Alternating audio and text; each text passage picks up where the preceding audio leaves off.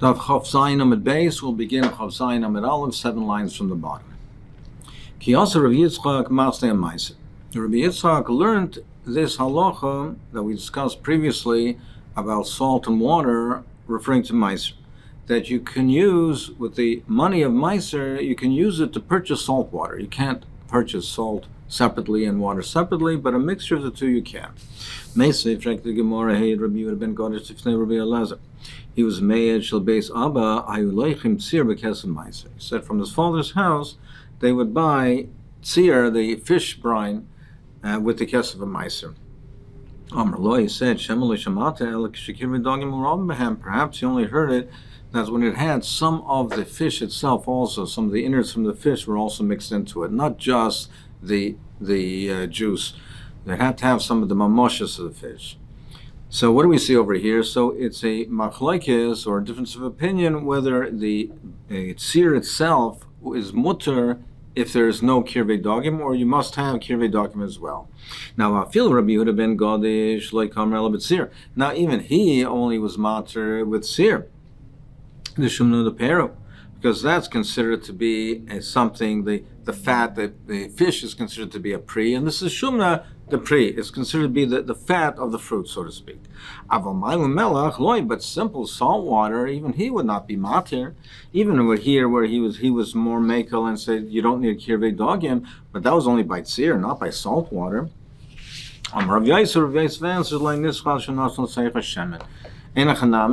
by meiser, when we permit this, it's only if it also has some oil mixed into it. But simple salt water would not be mutter. So even then, in Chanam, he says that will be matter, the salt water, but also only if it has some oil in it. Then we'd be matter. There's machlokes rishonim. Do we say the same thing, l'gabi eruv? So before we had the opinion that salt water is mutter by eruv. If it's mutter by meiser, certainly by eruv. Now here we're qualifying the opinion by meiser. We say by meiser, simple salt water is not permitted. It has to have some oil. So the machlokes rishonim, Tosfos says the same halacha applies to the halacha of eruv. Other rishonim, Ram says it doesn't apply. It's simple. This is over here dafke by meiser because you need a pri, but by eruv you don't, and salt water would be mutter by eruv according to him. So, Gemara says that we're talking over here by meiser when there was mixed in with it some oil. Well, if you have oil is something that could be purchased with the kesef of meiser. If you have oil in this mixture, so typically, why do you have to come onto the salt water? You have oil over here, it should be mutter to use this money on account of the oil. Gemara answers like this: we're talking where he paid a higher price than the actual value of the oil. Because it's mixed with salt water, he paid a higher price.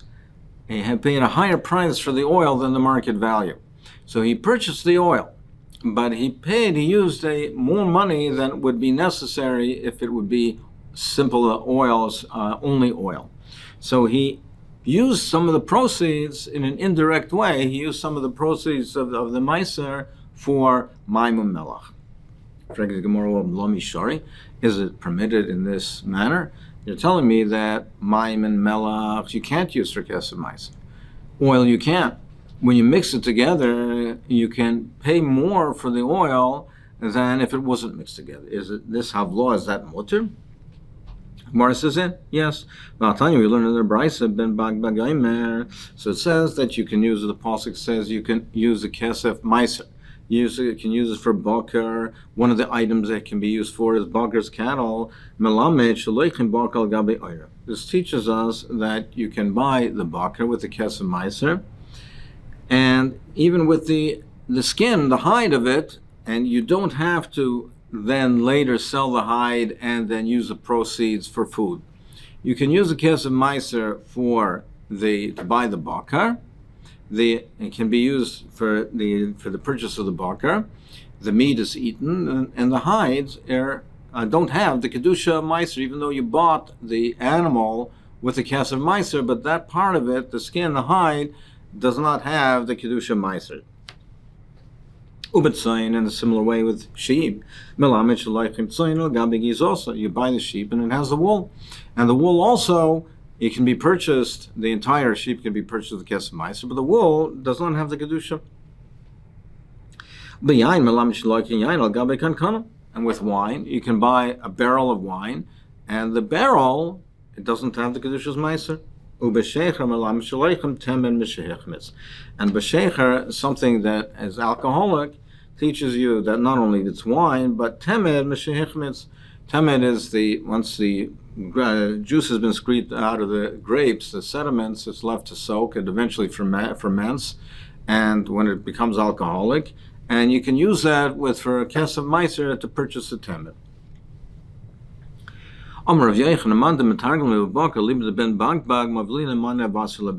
He says, if you can explain to me why the Torah had to write Bakr according to Ben Bagbag, I'll be so appreciative.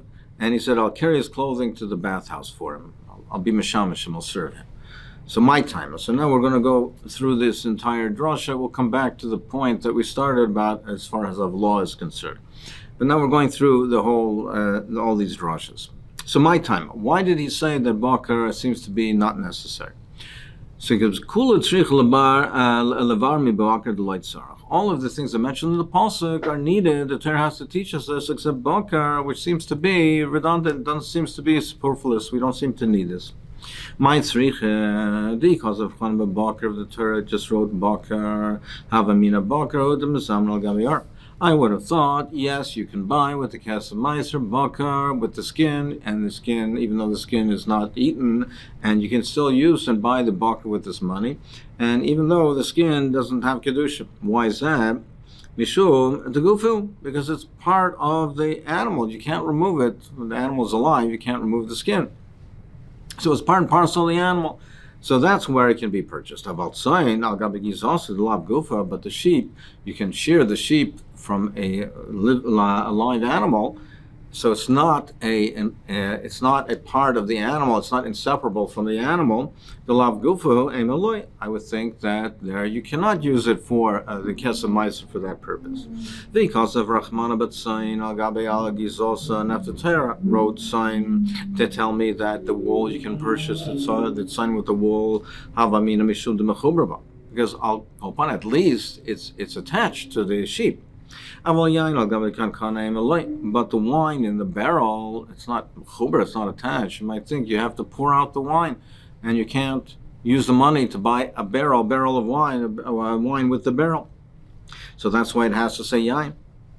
Because of Rahmana b'yain and v'tomi b'yain, and it didn't say v'sheicher havamina mishum d'haina tirusa, that the barrel it still preserves the wine. The wine is preserved and is protected in the barrel, so that's why you can use the money to buy the barrel of wine. But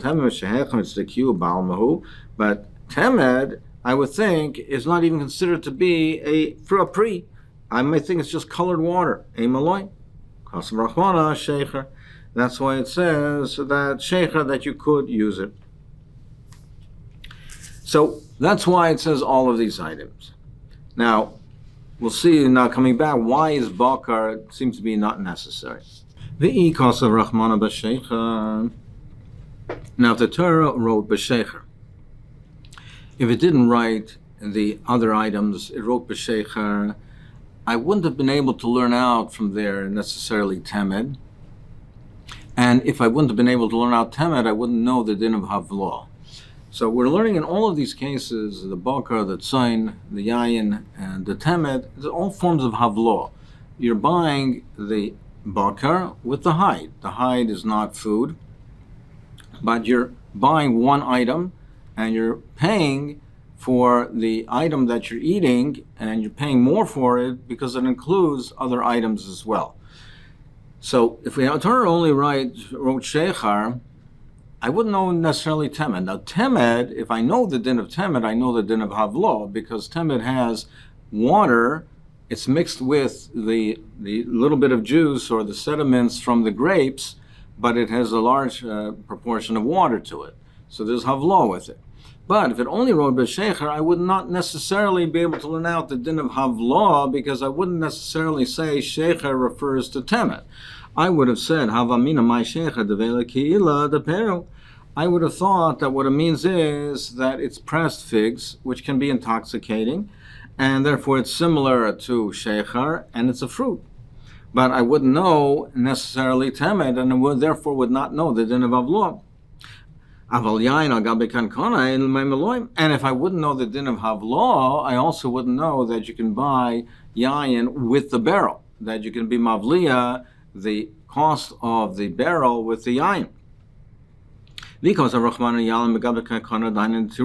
Now, if it says yayin, then I know that you can buy the wine with the barrel, but I would think, dafka in that case, because the barrel protects the wine, so therefore it's necessary for the wine, and you're allowed to buy wine with it, so therefore the barrel as well. But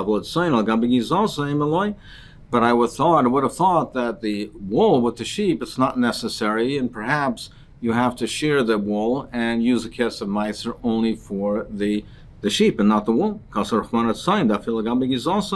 that's why the Torah writes sign to tell you, I feel like he's also. But what do I need bakar for? Once I know that sign, that even though it's not necessary for it, even though it can be shorn while the animal is alive, you can still purchase the sheep with the wool. What was the purpose of telling me a bakar? I mean, I know that with kesef meiser, you buy it for things that you eat. The reason the Torah has to specify yayin and shecher and sign is to tell me even these dinim of havla. But once I know the din of havla, I would know by bakar certainly that you can buy the bakar with the hide, because the hide is part and parcel of the animal and it cannot be removed from a living animal. So I certainly would know of the din of havla by the case of bakar. So why does the Torah have to tell me that? Maybe you'll say, you might say, well, if the Torah hadn't told me the din of bakar, I would have thought that the sign, even though it says sign, but I would think only for the skin. But you would have to shear the wool, that I would say that only for the skin, that it doesn't have to, but the wool does have to be removed. Isolate sign, so that's why the Torah writes bakar, to tell me that it's the bakar, and therefore even with the hide. So I already know the case of hide. So the reason the Torah writes sign is not for the ayr, it must be for the giza. That's why it's written. The Gemara says no. If the Torah had not written bakar,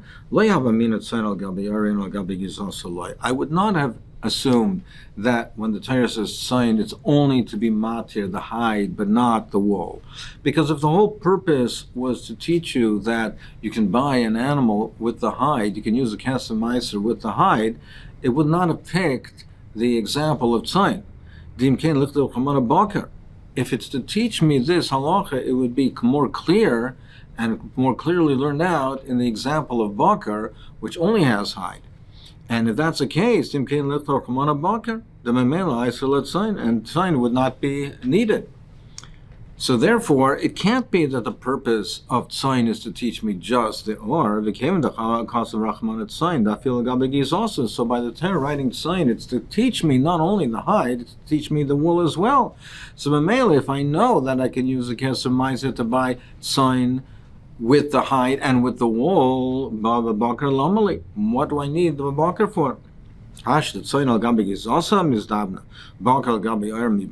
can even use the money to buy it sign with the wool, which could be shorn, but it's nevertheless with havla, it's mutter to buy it with the wool. So certainly, then bakar al gabi ara mipoy, do I need the bakar to teach me the hide?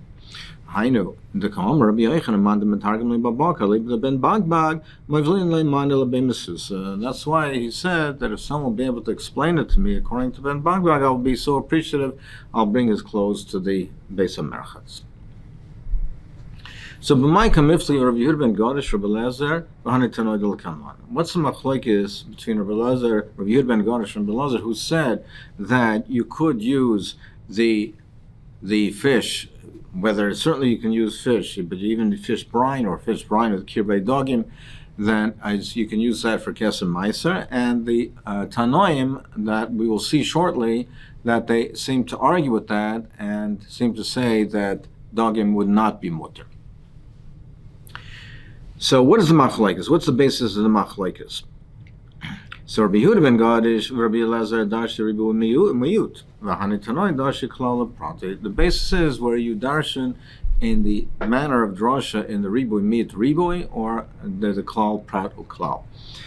So this is different ways, different Messiah on how to darshan when the Torah brings a general rule, specific rules, and a generality. In what way do we darshan it? In basically the Riboy and Riboy is more expansive. It is more inclusive than the Klal Prat Klal. Klal Prat, normally if there's a Klal, the one who darshans the Klal Prat interprets the Prat as being the parish of the Klal. That's the way Rashi explained it, that the Klal is a Klal. If there's a Prat, then if you darshan with the Klal Prat, the Torah tells you what is meant by the Klal. Then when there's another Klal afterwards, it expands on it. Whereas the Riboy and Miyut is not a pirush of the Miyut is not a pirush of the Riboy, it's a limitation of the Riboy. So the Gemara will explain. Rabbi Yehuda ben Gadish, Rabbi Elazar, Darshi, Riboy and Miyut, they darshan in the form of Riboy and Miyut. The Torah says, V'nasata kesem b'chol asher talei nafshecha. The Torah says you use the kesem meiser, whatever you desire. So that's a but then it says Babakar B'tzayin Bayan V'Sheichar. It gives these specific examples. That's a miyut. And then it says B'chol Asher Tishalcha Nafshecha, and it says whatever you want, Chazav a riboy. So it's another riboy. So how do we darshan it? According to them, we darshan it riboy made riboy kol. You're marbe everything. My rabbi kol mili. You include everything. My miyut, but the Torah says examples, so it's limiting that in some way. There's some sort of limitation. My miyut is miyut l'Rebelezer miyut tzir. According to Rebelezer, it's miyut tzir. That you can't use it with tzir. He said it's only if it has in it some of the kirbei dogim. If it's only the fish brine, you can't use it. It has to have some of the kirbei dogim. But if you ben Gadish, who is mater, even the brine, the tzir, you don't need the kirbei dogim. According to him, miyut maim melach. It's a miyut for maim and melach. So they both darshan it in the manner of a riway and miyut. There's only a minor limitation in what cannot be purchased, either maim and melach or tzir. But dogim certainly would be mutter according to them. And the following Tanoim, as we'll see in the forthcoming brises, they darshan in the manner of a klal prat klal, which is less expensive. The son of Nasata, klal, that's a klal. But then it says specific examples, babakar, etzayin bayan v'sheichar, that's a prat. It's another klal. Klal uprat uklal iatadan elikein prat. You have to dash a kein prat. Just like the prat is a primi pri, it's a fruit and it reproduces. So animals reproduce. Fruit, you take the seeds from the fruit and plant it and it grows again. And it's gedule karka, they grow from the ground, fruit and grow from the ground, animals are nourished from the ground. Av kol priu pri gedule karka. So therefore, everything, all items that you buy with the kesem meiser have to be primi pri gedule karka. That's one brisa. The Tanya Yidich, a different brisa says ma prat before it's vlad v'lodas haaretz. It's a vlad and v'lodas haaretz. So over here, it doesn't call a primi pri gedule karka. It calls it v'lodas haaretz. So it has to be something that is a vlad from the earth that was created from the earth during the Sheishes Mei Bereishis of Kol Vlad Uvladas Haaretz. So anything that you use for the Kesem Meiser has to be a Vlad Uvladas Haaretz. So now we'll see in the Gemara and through the next Amud what is the difference between these two brises and how they argue, these Tanoim, how they argue on Rabbi Yehuda ben Gadish and how they argue on Rabbi Yehuda ben Gadish and Rabbi Elazar, and where we see the machlokes. So we'll see how the definition of vlad and vladas haaretz and primi pri and gedule karka how the two differ and how they differ with the other Tanaim.